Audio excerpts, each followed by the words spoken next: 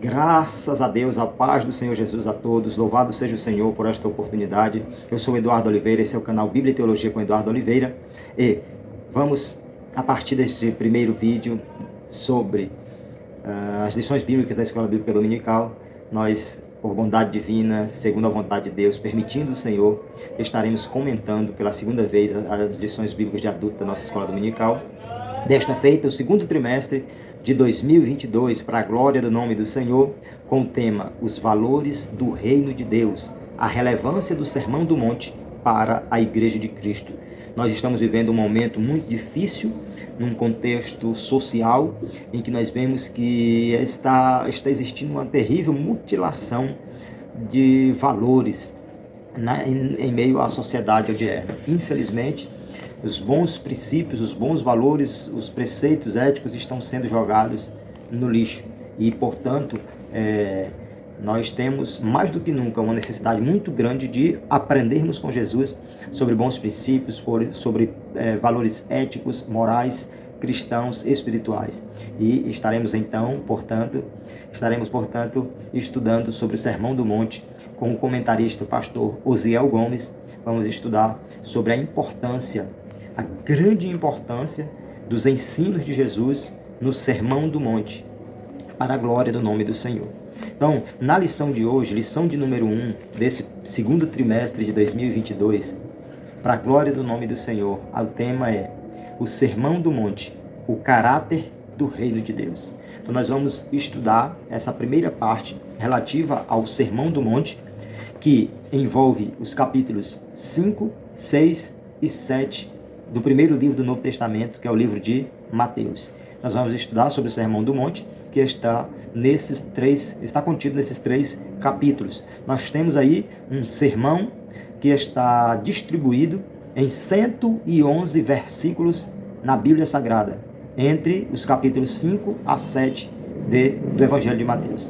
Então nós vemos na parte inicial do comentário da nossa lição que o Sermão do Monte ele é considerado a alma do Evangelho. Ali que está no âmago da mensagem do Evangelho, no âmago da mensagem transmitida a respeito de Cristo para o mundo. Então, ou seja, nós temos aí uma abordagem de ensinos extremamente importante para a Igreja do Senhor.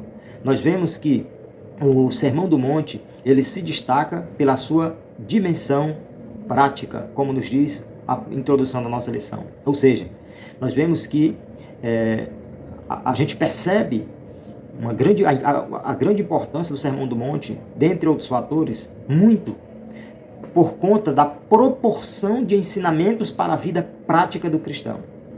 E vemos que esse sermão revela a essência de um verdadeiro seguidor de Cristo, ou seja, ele mostra o que é verdadeiramente alguém que serve a Cristo através dos ensinamentos que nós temos nesse sermão de como devemos proceder como um verdadeiro seguidor de Cristo. E também podemos ver que ele traz um ensinamento no que diz respeito ao nosso relacionamento com Deus e com o próximo.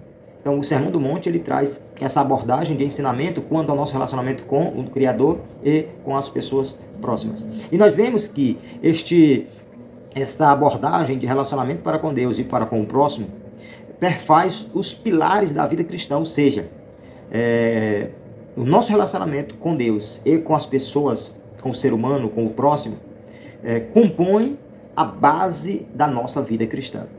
Ou seja, o Sermão do Monte é um convite para praticar o que Jesus nos ensinou. Então, é algo maravilhoso. Para nós iniciarmos diretamente os tópicos, no primeiro tópico, a estrutura do Sermão do Monte. Então nós vamos aqui primeiro ver por que esse título, por que a expressão Sermão do Monte. Aí pode se perguntar, por que não dizer o Sermão do Monte fulano, Sermão do Monte X? Porque não se sabe ao certo, de forma bem definida, qual fora propriamente o monte no qual Jesus proferiu esse sermão. Por isso não se deu uma definição mais precisa quanto ao monte. Mas a expressão Sermão do Monte, ela pode ser entendida, esse título pode ser entendido pelo fato da abordagem inicial do capítulo 5, ou seja, quando inicia-se comentaram a respeito desse sermão, né? Quando nós vemos no capítulo 5 de Mateus, o texto dizer: Jesus, vendo a multidão, subiu a um monte e, assentando-se, aproximaram-se dele os seus discípulos e, abrindo a boca, os ensinava, dizendo. Ou seja, nós temos aqui algumas informações. Primeiro, quando Jesus viu a multidão, muitas pessoas que o seguiam, ele subiu para o monte. Depois que ele sobe para o monte, a Bíblia diz que ele se assenta, os discípulos ficam perto dele, se aproximam dele e ele começa a ensinar. Então, se ele está ensinando, ele está proferindo um sermão. Se ele está em um monte, aí a expressão sermão, pelo fato de ele estar em cima de um monte, a expressão sermão do monte, ou sermão da montanha. E vemos que estavam ali os discípulos e uma grande multidão, ou seja, várias outras pessoas que estavam ali, que seguiam e que estavam aprendendo com o Mestre Jesus. Então nós vemos que, de acordo com Mateus capítulo 8, verso 1 e 5, podemos dizer que não podemos, eu acabei de citar que a gente não tem como definir qual era o monte, mas pode-se dizer que esse monte estava perto, que estava próximo da cidade de Cafarnaum. Por quê? Porque quando a gente termina de ler o Sermão do Monte, ali no final do capítulo 7, que a gente vai ler o capítulo 8 de Mateus, nós vemos no primeiro versículo que, depois que Jesus profere o sermão, o texto diz que Jesus desceu do monte e a multidão seguiu Jesus. Depois que ele desce do monte, ele se encontra com um paralítico, Jesus tem um encontro com aquele homem, e depois que Jesus tem um encontro com ele, ou seja, um leproso, Jesus se encontra com um leproso, depois que ele desce do monte, e aí em seguida que ele cura aquele leproso, o texto diz, no versículo 5, e entrando Jesus em Cafarnaum, chegou junto dele um centurião. Ou seja, Jesus termina de proferir o sermão, desce do sermão, e demora pouco, ele entra em Cafarnaum. Então isso aí aponta para o fato de que podemos dizer que esse monte estava perto de Cafarnaum. Nós vemos então que no Sermão do Monte, Jesus se assenta e ensina os seus discípulos. Então, segundo subtópico do primeiro tópico, a estrutura do sermão. Nós podemos olhar para o Sermão do Monte ou Sermão da Montanha e ver no capítulo 5 Jesus começar tratando das beatitudes, que nós vamos ver daqui a pouco um pouco mais sobre estas. Jesus aborda a questão dos discípulos como sal da terra e luz do mundo. Jesus aborda a questão do cumprimento da lei e dos profetas. Jesus aborda a questão de esmolas, de jejum, a respeito da oração. Jesus aborda também no capítulo 6, já a partir do versículo 19, a respeito do tesouro no céu, do olho puro, dos dois senhores na vida do ser humano, da questão da ansiedade do ser humano, da inquietude. Jesus aborda já no capítulo 7, sobre o hábito de julgar das pessoas julgarem umas às outras, aborda a questão da bondade de Deus, cita a questão dos dois caminhos, já no versículo 3 do capítulo 7, 13 e 14. Fala a respeito dos falsos profetas, dos quais a igreja precisa ter cuidado. Fala sobre quem entrará no reino dos céus. Fala sobre os dois alicerces. E o capítulo 7 termina abordando a questão da autoridade de Jesus. Que quando Jesus termina de proferir o sermão, percebeu-se que as pessoas passaram a ter uma admiração muito grande por Jesus por conta da sua doutrina, do seu bom ensinamento, que mostra a autoridade de Jesus em ensinar, em instruir. Então, nós podemos ver que nessas abordagens, em todo esse ensinamento de Jesus, nós temos aí 5 grandes discursos quando olhamos estruturalmente para o Sermão da Montanha, que são, primeiro grande discurso, as bem-aventuranças. Segundo grande discurso, Jesus é o cumprimento da lei. Terceiro, os atos de justiça. Quarto, ou seja, as bem-aventuranças, sal e luz. Jesus é o cumprimento da lei, os atos de justiça e declarações de sabedoria. Então são as 5 principais, os 5 grandes discursos de Jesus no Sermão do Monte. Então nós podemos ver que o Sermão do Monte, ele deve ser compreendido e precisa também ser valorizado a partir da autoridade do Mestre Jesus para chamar o ser humano a viver uma nova vida no reino de Deus. Terceiro subtópico do primeiro tópico. A quem se destina o Sermão do Monte? Nós podemos ver, como citamos há pouco, que Jesus viu a multidão e sobe para o monte. Quando ele sobe, os discípulos se aproximam. Então, quem está bem perto de Jesus? Os discípulos. Mas quem também está ouvindo? Uma grande multidão. Então, nós podemos dizer que os ensinos do Sermão do Monte, eles são considerados princípios esboçados por Cristo, ou seja, no Sermão do Monte tem ali princípios que Cristo mostra para a vida daquele que o segue, dos seus seguidores. E ele é direcionado para os seus discípulos, é direcionado também para aquela grande multidão. Os discípulos, eles representam, podemos fazer aqui essa observação, os discípulos, eles representam a igreja nascente, porque eles foram quem receberam de Cristo a missão de dar continuidade ao ministério de Jesus, dar continuidade àquilo que Jesus tinha começado a fazer. Então, nós temos a incumbência de fazer o que Jesus fez, da sequência que Jesus fez. Mas os primeiros a receber essa incumbência foram os discípulos. E como eles começaram ali, eles foram os primeiros a abraçarem a causa e começarem a propagar, fazer o papel de igreja, eles são ali a igreja nascente. Ou seja, Jesus está falando para os discípulos, falando para aquela grande multidão e automaticamente, como os discípulos estavam nos representando como igreja, ele estava dizendo também para toda a igreja, para todo crente que nasceu de novo, para a glória do nome do Senhor. Nós vemos que 2 Coríntios, capítulo 5, verso 17, diz assim que se alguém está em Cristo, nova criatura é.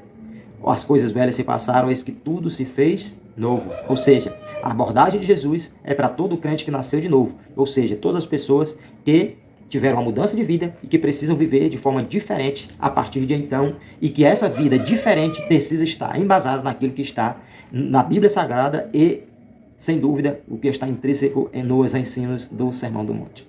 Segundo tópico da nossa lição, o segundo tópico da lição de número 1, as bem-aventuranças e o caráter dos filhos de Deus. Nós vamos ver aqui primeiro o que são as bem-aventuranças, né? Essa expressão bem-aventurados, ela é muito repetida, não só no Sermão do Monte, mas em várias partes da Bíblia Sagrada. Nós vemos que essa expressão bem-aventurados vem de um adjetivo grego que quer dizer felizes, né? Ou seja, quando a Bíblia diz bem-aventurados, ela está dizendo como são felizes ou como serão felizes. Então, nós vemos que trata das qualidades na vida daqueles que dependem de Deus e que seguem a vida em Jesus com sinceridade. Dependem de Deus e seguem a Jesus com sinceridade. A expressão bem-aventurados diz respeito à felicidade daqueles que vivem na dependência de Deus e que procuram seguir a Jesus de forma sincera. Ou seja, isso se refere tanto ao presente quanto ao futuro. São felizes e serão felizes. Podemos até dizer que depender de Deus e seguir a Jesus é garantir hoje ser feliz e garantir no futuro ser muito mais felizes. Porque a maior felicidade na vida do crente será após esta vida terrena. Se aqui já temos felicidades em Deus, no porvir será muito maior. Então nós vemos que as bem-aventuranças são resultado da fidelidade do crente para com Deus, que persevera e que participa das bênçãos divinas da salvação. Então, ser bem-aventurado ou ser feliz é o resultado de ser fiel a Deus. Ou seja, quando alguém persevera em servir a Deus e participa das bênçãos divinas da salvação. É por isso que Paulo, quando escreve aos Efésios, capítulo 1, verso 3, ele diz: bendito seja Deus, o Pai de nosso Senhor Jesus Cristo, que nos abençoou com toda sorte de bênçãos espirituais. Louvado seja o nome do Senhor. Segundo subtópico do segundo tópico, o reino de Deus e seu caráter.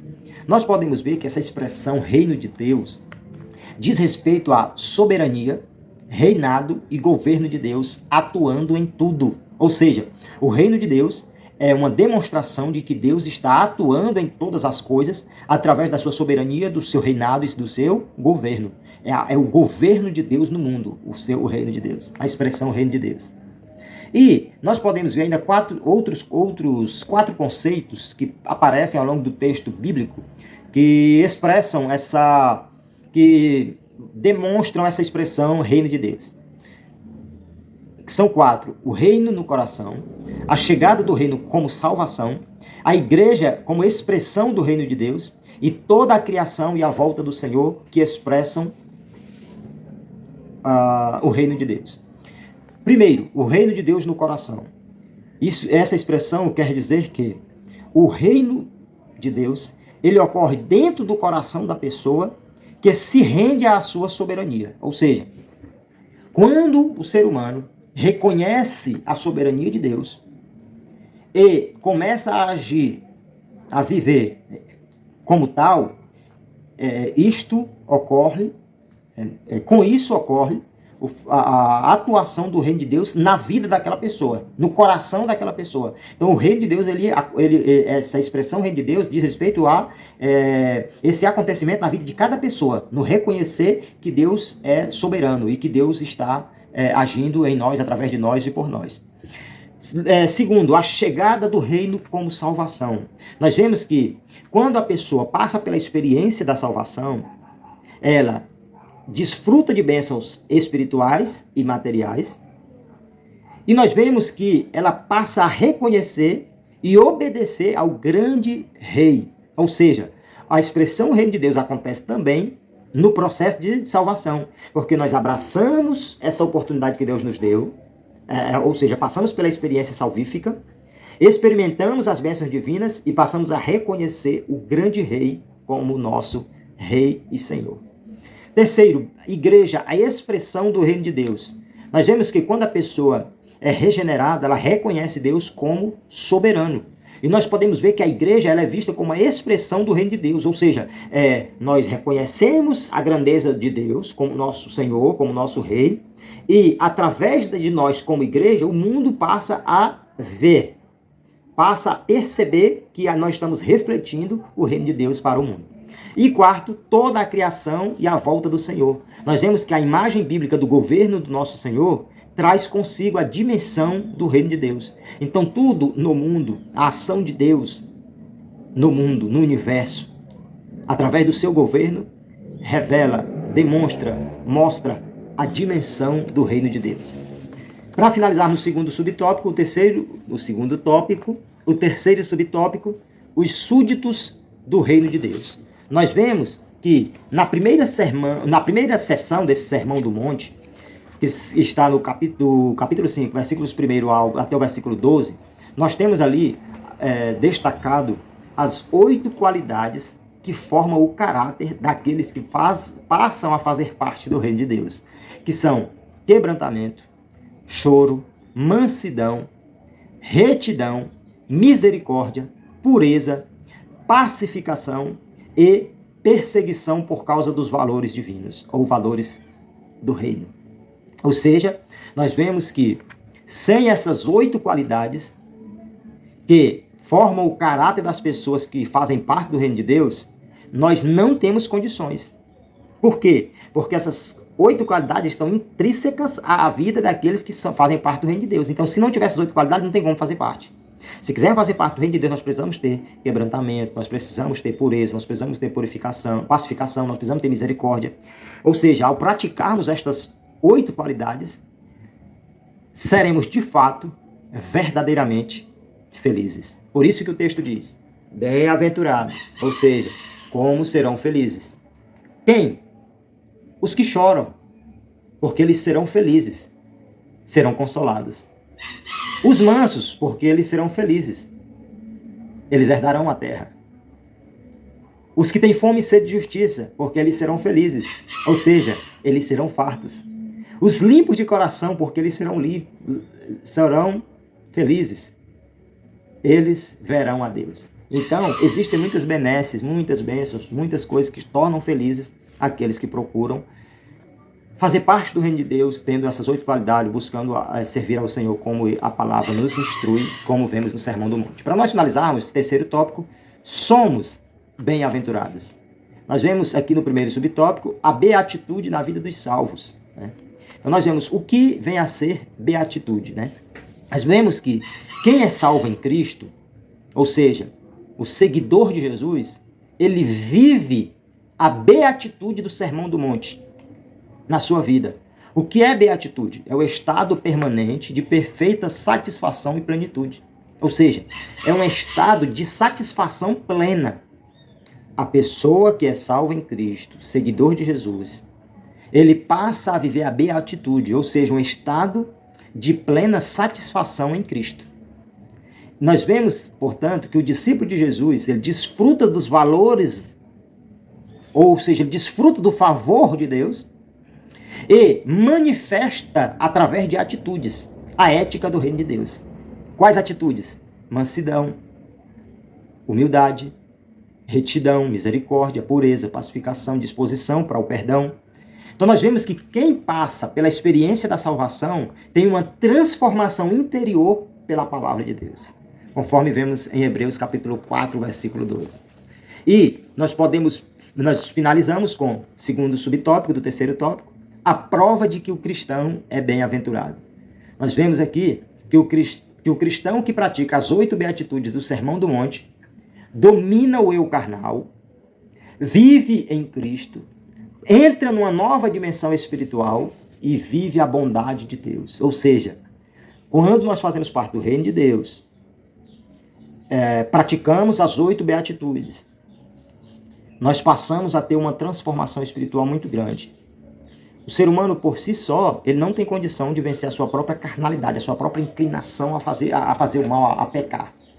Mas praticar essas 8 beatitudes nos dá condições de nós termos possibilidade de dominar o nosso eu carnal, ou seja, de dominar a nossa vontade carnal, a nossa vontade de pecar. Então, quando nós vencemos o desejo do pecado, é porque nós estamos sendo bem-aventurados através das beatitudes do Sermão do Monte.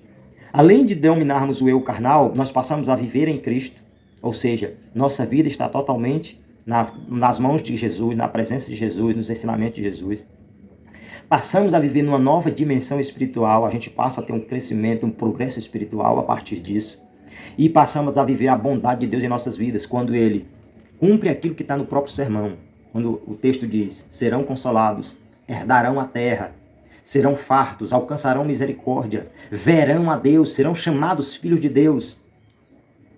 São os resultados dessa vida na presença de Deus, dessa prática das beatitudes do Sermão do Monte, que resultam na bondade de Deus. Então nós vemos que Jesus Cristo, ele ensina que a verdadeira felicidade não tem nada a ver com aquilo que o homem moderno deseja. Porque hoje o que mais nós vemos é o ser humano correr atrás de dinheiro, o ser humano lutar de forma ambiciosa, o ser humano querer o poder, dinheiro, ambição e poder.